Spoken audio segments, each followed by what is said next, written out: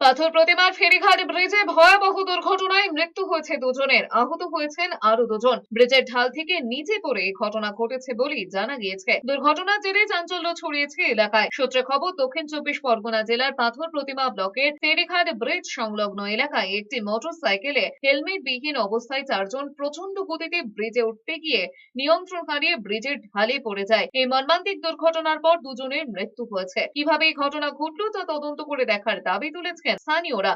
দুর্ঘটনার ফলে আহত ও নিহত প্রত্যেকের বাড়ি রায়দিঘি বিধানসভার কুমড়োপাড়া এলাকায় বলে জানা গিয়েছে, তবে তাদের নাম এখনো জানা যায়নি। দুর্ঘটনা ঘটার সময় প্রচন্ড জোরে শব্দ হয়। এরপর কাছে থাকা মানুষজন দৌড়ে গিয়ে তাদের উদ্ধারের চেষ্টা করে। চারজনকে পাথর প্রতিমার গদামথোড়া প্রাথমিক স্বাস্থ্য কেন্দ্রে নিয়ে যাওয়া হয়। সেখানে চিকিৎসকরা দুজনকে মৃত বলে ঘোষণা করেন।